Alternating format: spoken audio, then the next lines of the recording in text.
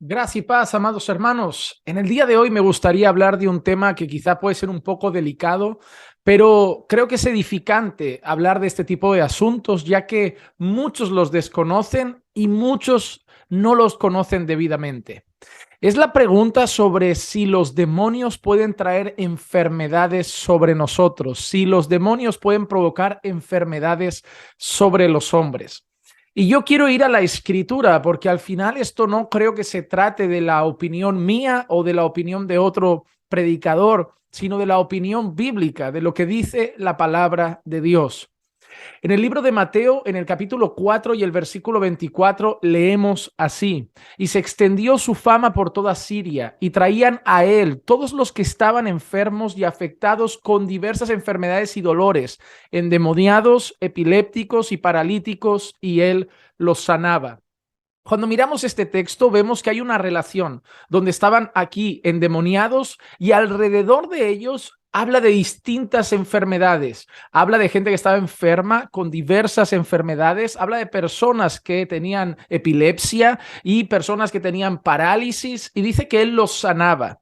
Pero en medio de la parálisis, en medio de los epilépticos y en medio de las diversas enfermedades aparece la palabra endemoniados. La mayoría de personas aluden a que este texto no está diciendo que esas enfermedades eran fruto de los demonios. Algunos creen que sí, pero otros consideran que lo que había allí era enfermos y endemoniados por separado, y que el Señor trató tanto con los endemoniados como con los enfermos y les trajo sanidad. Pero que ese texto no está dejando claro que esas enfermedades eran fruto de los demonios. Pero sigamos leyendo otro pasaje de la Escritura. Por ejemplo, en Mateo, capítulo 9, el versículo 32 y 33, dice así: y al salir ellos de allí, he aquí, le trajeron un mudo endemoniado. Y después que el demonio había sido expulsado, el mudo habló. Y las multitudes se maravillaban y decían: jamás se ha visto cosa igual en Israel. Algunas personas consideran que este texto tampoco quiere decir que el ser mudo fuera provocado por el demonio, por estar endemoniado. ¿Por qué? Porque consideran que estaba endemoniado y además era mudo, y que fue casualidad que al expulsar el demonio, el mudo hablara. Es decir, que Jesús pudo expulsar el demonio y al mismo tiempo curar la enfermedad de ese hombre que era mudo. Otros, sin embargo, consideran que esa enfermedad estaba unida y provocada por el hecho de estar endemoniado. Pero muchos dicen que ese texto tampoco deja claro que esa enfermedad fuera fruto de estar endemoniado. Pero, ¿será que la Biblia tiene otros textos que lo aclaran más? En Marcos capítulo 9, versículos 17 y 18 dice lo siguiente: y uno de la multitud le respondió: maestro, te traje a mi hijo que tiene un espíritu mudo, y siempre que se apodera de él, lo derriba y echa espumarajos, cruje los dientes y se va consumiendo. Y dije a tus discípulos que lo expulsaran, pero no pudieron. En este caso, el texto alude a estar mudo, a un espíritu.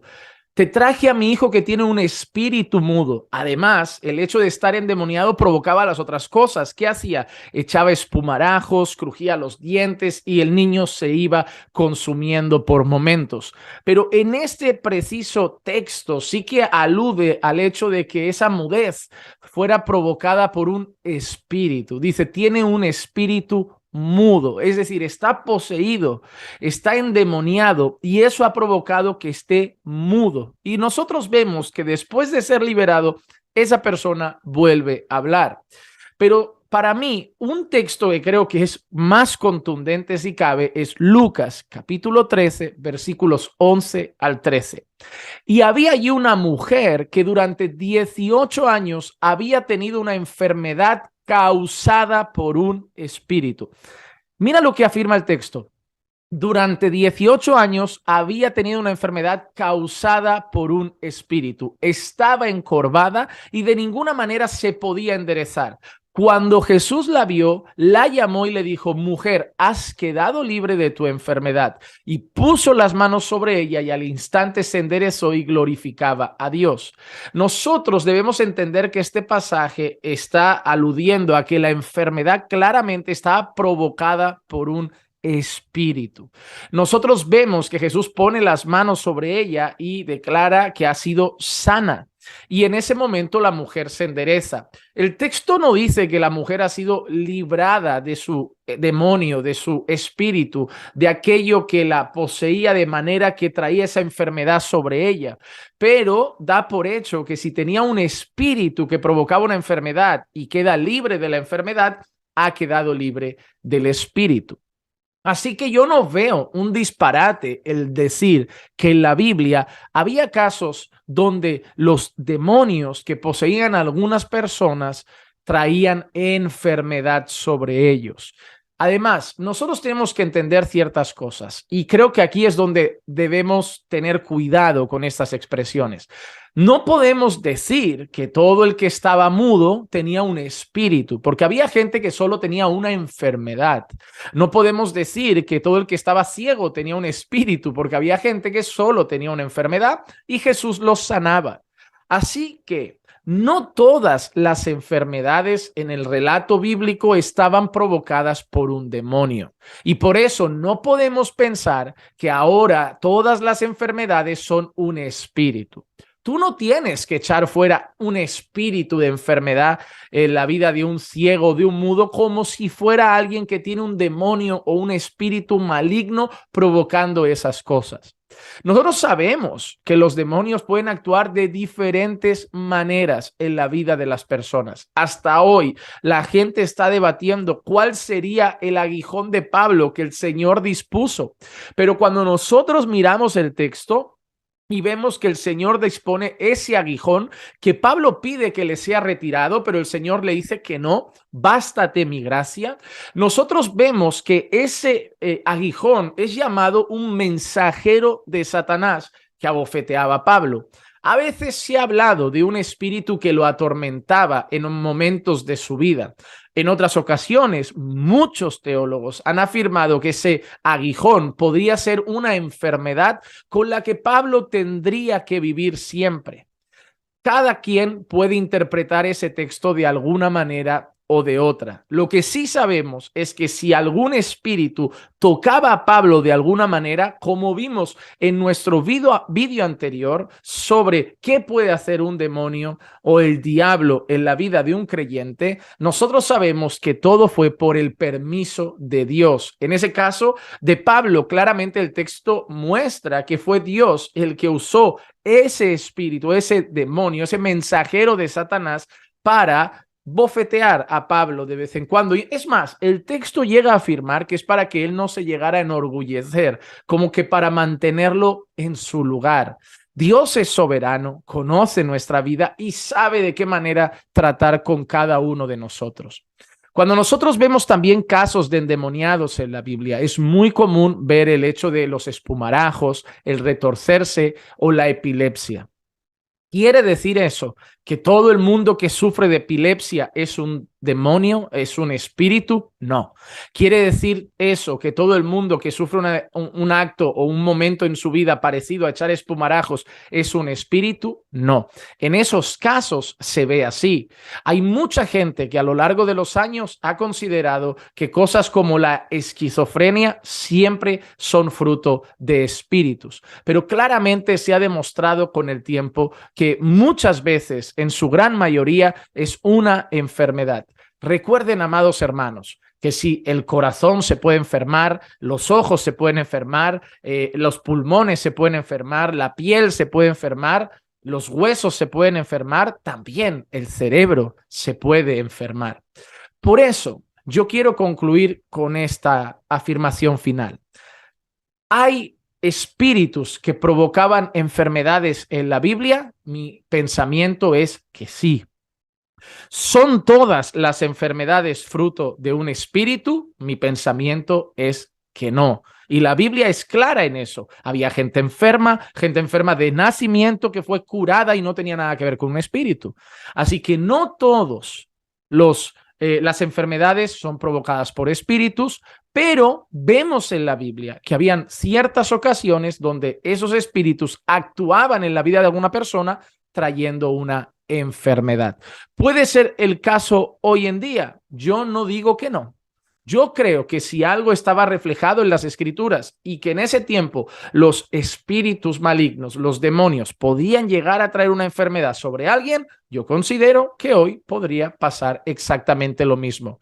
Que nadie ahora vaya buscando a todos los enfermos por la calle a ver cuál está endemoniado y cuál no. A ver cuál está enfermo y a cuál le está provocando la enfermedad un espíritu. Lo único que quiero dejar claro es que no podemos irnos a los extremos. La vida cristiana requiere de sabiduría, requiere de discernimiento y requiere de oración constante buscando guía del Señor.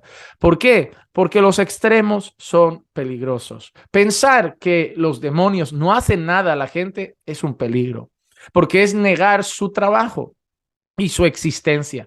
Como dijimos en el vídeo anterior, que lo pueden ver en el canal, nosotros estamos tranquilos. Aquel que es de Dios, el maligno no lo toca. Y si algo llegara a hacer sobre nosotros, vimos el caso de Job y vimos el caso de Pedro, es porque Dios se lo permite. Pero nosotros, los hijos de Dios, podemos andar seguros. Además, tenemos al Espíritu Santo. ¿Y dónde mora la luz? No moran las tinieblas. Donde mora el Espíritu de Dios, no moran espíritus malignos. Pero cuando se trata del mundo, cuando se trata de aquellos que están en las tinieblas, aquellos que no son hijos de Dios, aquellos que no tienen al Espíritu Santo de Dios, no podemos descartar que los demonios, esos espíritus malignos, pueden hacer ciertas cosas en sus vidas. Y ahí solo queda la misericordia y bondad del Señor. Pero en eso solo Dios tiene la última palabra.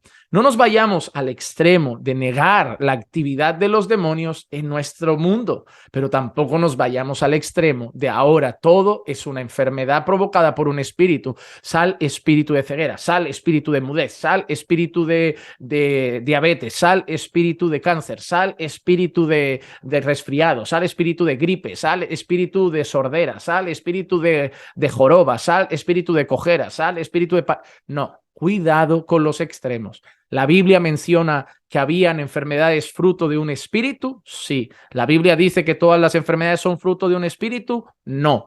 Busquemos entonces la guía de Dios, la dirección de Dios, pero sobre todo busquemos entonces siempre el balance bíblico en las cosas y que el Señor nos ayude a analizar cada caso de la manera correcta. No todo el que tiene un ataque epiléptico está poseído. No todo el que tiene esquizofrenia está poseído. No todo el que tiene un problema mental está poseído. Cuidado, porque están perturbando a muchas personas que tienen una enfermedad y algunos por ahí les están haciendo creer que están endemoniados. Y eso es muy, muy peligroso, porque vas a dejar a una persona enferma y con afán, preocupación, angustia, cuando lo que tiene es una enfermedad que puede tratar tranquilamente con los médicos. Así que seamos equilibrados en nuestra vida cristiana y sobre todo busquemos ese equilibrio en lo que dice la palabra de Dios.